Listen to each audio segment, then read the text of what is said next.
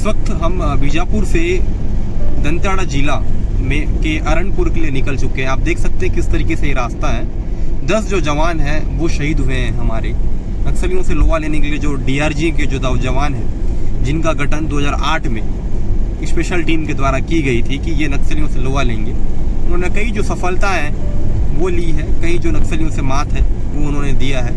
एक खौफनाक, अगर नक्सली किसी से डरते हैं तो वो डीआरजी के जवान हैं। ऐसे में एक सबसे बड़ी जो घटना है वो दंतेवाड़ा जिला के अरणपुर में हुई है। क्या मामला है, पूरी कहानी आपको हम विस्तार पूर्वक दिखाते हैं। बने रहे हमारे बस्तर नाव के यूट्यूब चैनल के साथ।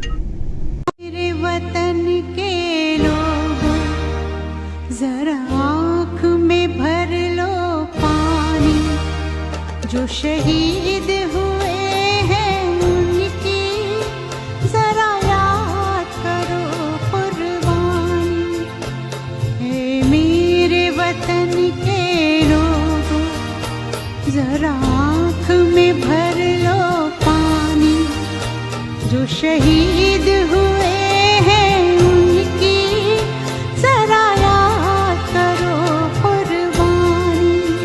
बस्तर से एक बड़ी खबर आज बाहर निकल के आ रही थी।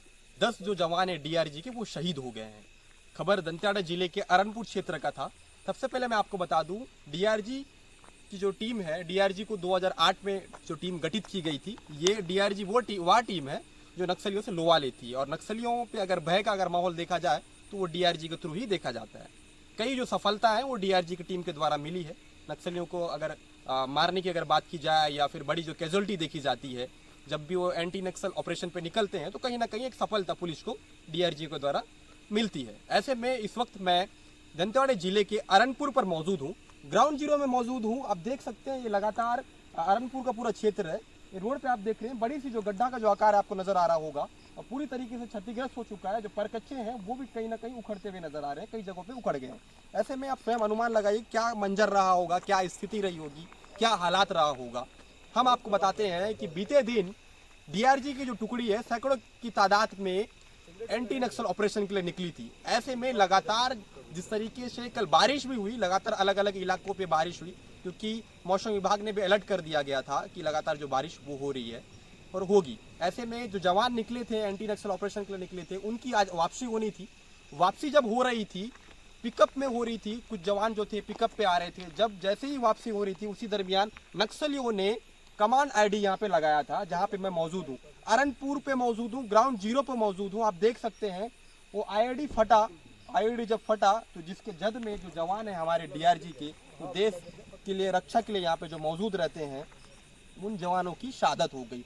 किस तरीके से फटा होगा, जो नक्सलियों ने जो लगाया था आईडी, उस आईडी फटने से 10 जो हमारे डीआरजी के जो जवान है वो शहीद हो गए हैं और जो वाहन चालक था वो भी इस जो घटना में पूरी तरीके से उसकी भी मौत हो गई है। ऐसे में मेरे बायने और आप देखेंगे कि क्या हालात और क्या स्थिति बनी हुई है, किस तरीके से हालात और स्थिति यहाँ पे नजर आ रही होगी।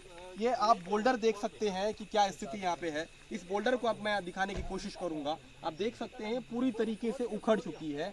और मेरे दाहिने और देखेंगे जो कपड़े आपको नजर आ रहे होंगे, येलो यहाँ पे साइनिंग लगा दिया गया है कि कहीं भी जिस तरीके से जो आवाजाही होती है वो कहीं ना कहीं इस तरीके से ना हो, एक संकेत के माध्यम से। पर कच्चे किस तरीके से उड़ चुके हैं, पूरी तरीके से जो बोल्डर है वो बाहर आ चुका है। अब लगातार देख रहे हैं कि इस वक्त संध्या के वक्त हम मौजूद हैं। पूरी तरीके से दहशत का माहौल यहाँ पे देखा जा सकता है, क्योंकि इतनी बड़ी घटना घटित होने के पश्चात हमारे देश के जो 10 जो जवान हैं वो शहीद हो गए हैं। पूरे देश में कहीं ना कहीं पूरा स्तब्ध हो चुका है इस मामले को लेके। लगातार जो राजनीतिक जो गलियारे हैं उसमें अलग अलग तरीके से जो राजनेता हैं वो बयान देते हुए नजर आ रहे हैं। मेरे दाहिने और मैं आपको दिखाने की कोशिश करूंगा जिस वाहन से डीआरजी की टीम वापसी हो रही थी, उस वाहन की हालत क्या है मैं आपको पूरी दिखाने की कोशिश करूंगा। उस वाहन को आप देखेंगे, ये मेरे दाहिने और ये पिकअप है। इस पिकअप वाहन में 10 जो हमारे डीआरजी की टीम थे उनकी वापसी हो रही थी। जब वापसी हो रही थी, जब आईडी की चपेट में आया तो देखिए हालत क्या हो गया। पूरी तरीके से परकच्चे उड़ चुके हैं, क्षतिग्रस्त हो चुका है वाहन। उस वाहन की क्या हालात है, जिस तरीके से वाहन को देखकर ही आप बयां कर सकते हैं कि उस वाहन पे जो सवार थे हमारे देश के जो जवान थे, डीआरजी के जो जवान थे, जिनकी शहादत हुई है, जो शहीद हुए हैं, उनकी क्या हालत हुई होगी, किस तरीके से 100 अलग अलग तरीके से जगहों पर पड़ा था। हम आप वीडियो पे देखकर ही बयां कर रहे थे। ऐसे में मेरे बायने और आप देखेंगे ये वो मंजर है, ये वह रोड है जिस जगह पर इतनी बड़ी जो विस्फोट हुई है। आज देश की नज़र पूरी इस ओर थी, क्या हालात बनी थी, तमाम जो अधिकारी हैं पुलिस के वो भी पहुंचे थे। वहीं छत्तीसगढ़ के जो मुख्यमंत्री हैं, इतनी बड़ी घटना को लेकर उन्होंने संवेदना भी व्यक्त की है। जैसे ही संवेदना व्यक्त की, उसके तत्पश्चात गृह मंत्री जो है हमारे देश के जो गृह मंत्री अमित शाह, उन्होंने भी मुख्यमंत्री छत्तीसगढ़ के जो मुख्यमंत्री भूपेश बघेल, उनसे भी इस घटना का पूरा जो जायजा है वो मांगा है। क्या हालात और क्या मंजर इस जगह पर देखने को मिला है। अभी इस वक्त हम संध्या के वक्त भी मौजूद हैं यहाँ पे, ग्राउंड जीरो पे बस्तर नाव की टीम मौजूद है। कैसी कैसी परिस्थितियां यहाँ पे निर्मित हुई, क्या हालात बने, कितनी बड़ी कैजुअलिटी हुई, इस कैजुअलिटी के पीछे कितने नक्सलियों का हाथ था, कौन सी डिवीज़न थी, तमाम तरीके के जो पहलू है, तमाम तरीके के जो प्रश्न है, उसका विषय लगातार बनते जा रहा है। पुलिस के आला अधिकारी जो हैं अलग अलग तरीके से जो बयान है उनके देखने को मिल रहे हैं। मैं आपको बाएं ओर दिखाने की कोशिश करूँगा। मेरे बाएं ओर आप देख सकते हैं कि ये जो गड्ढा है कितना 4 से 5 फुट इसकी गड्ढे की आकार पे हो गई है, क्योंकि ये समतल रोड था, हाईवे रोड था। ये हाईवे रोड में जब आईईडी फटा तो क्या हालात यहाँ पे बनी, किस तरीके से परकच्चे उड़ गए, पूरे बोल्डर उखड़ के आ गए। और कुछ दूरी पे ही 10 से 15 मीटर की दूरी पे एक कुछ तादाद में नक्सलियों की उपस्थिति थी, ऐसी भी जानकारी बाहर निकल के आ रही है। जब ये पूरी तरीके से विस्फोट किया गया, कुछ ही दूर पे नक्सलियों की भी उपस्थिति थी। ऐसे में आप स्वयं अनुमान लगाया जा सकता है कि कैसे कैसे हालात बस्तर में निर्मित होते हैं, कैसे कैसे परिस्थितियां निर्मित होती हैं। इन परिस्थितियों को जूझते हुए, इन परिस्थितियों से लड़ते हुए हमारे जो देश के जवान हैं वो कहीं ना कहीं शहीद हो जाते हैं।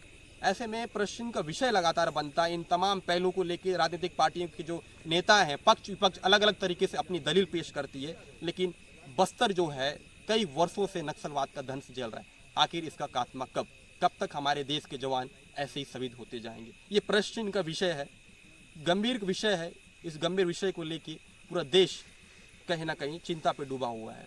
वो लोग, वो जवान, वो बेटी, वो पिता जिसने अपने बेटे को खोया, वो माँ जिसने अपने बेटे को खोया, उन पर क्या बीतती होगी। ऐसे में तमाम तरीके के सवाल है वो उत्पन्न होते हैं। ऐसे ही ग्राउंड रिपोर्ट, ऐसे ही हम ग्राउंड रिपोर्टिंग आपको दिखाते हैं।